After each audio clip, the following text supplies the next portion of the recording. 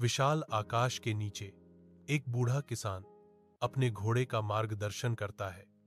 पसीना चमकता है क्योंकि वह खेतों को जोतता है। हालांकि बूढ़ा हो गया है, घोड़ा लगातार खींचता है। प्रत्येक कदम साझा श्रम और वफादारी के वर्षों का प्रमाण है। ग्रामीण खेत के किनारे इकट्ठा होते हैं। उनके चेहरे चिंता से भरे हुए हैं क्योंकि वे जोड़ी को देखते हैं। वह घोड़ा इतने लंबे समय से उसके साथ है। ग्रामीण एक फुसफुसाते हैं, एक साझा इतिहास हवा में लटका हुआ है।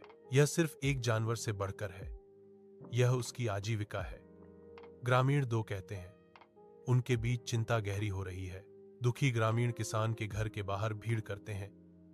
सुबह की धूप पेड़ों से छनकर आने पर उनके चेहरे गहरी चिंता से भर जाते हैं। वे धीमी आवाज और बेताब इशारों से खबर देते हैं, आपका घोड़ा चला गया, हमें बहुत दुख है दोस्त। किसान सुनता है।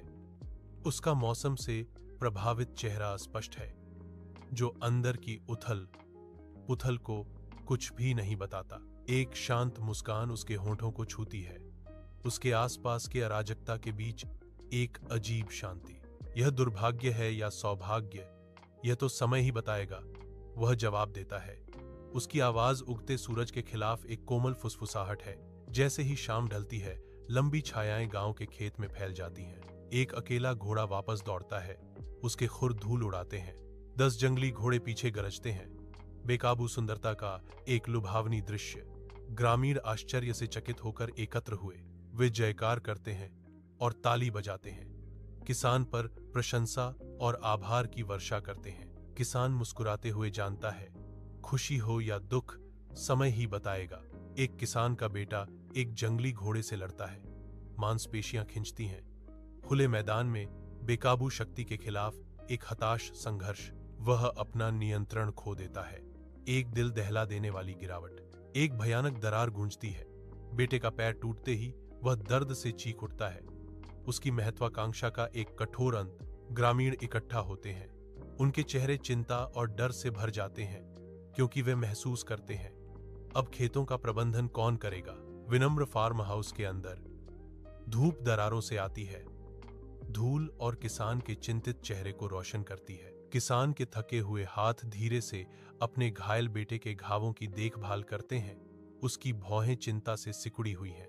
बेटा दर्द से कराहता है, जो उसके दर्द का मूक प्रमाण है, जबकि उसके पिता घाव को साफ करते हैं। किसान कहता है, धैर्य रखो मेरे बेटे, हिम्मत मत हारो। उसकी आवाज साधारण कमरे में एक शांत मरहम है। युद्ध छिड़ जाता है।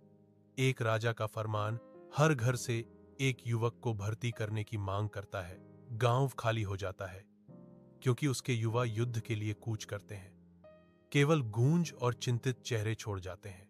किसान का बेटा टूटी हुई टांग से बच गया। दूर से देखता है, उसकी नियति दूर के ढोलों से जुड़ी हुई है।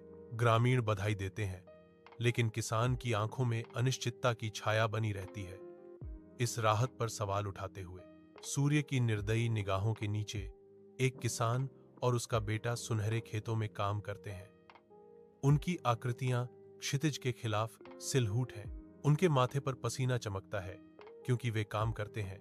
हवा मिट्टी की गंध और भरपूर फसल के वादे से भरी हुई है। जीवन में जो होता है वह हमेशा अच्छे के लिए होता है, हमें बस धैर्य रखना सीखना होगा, किसान कहता है।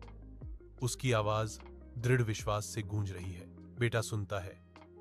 उसकी आंखों में पिता के शब्दों का ज्ञान झलकता है।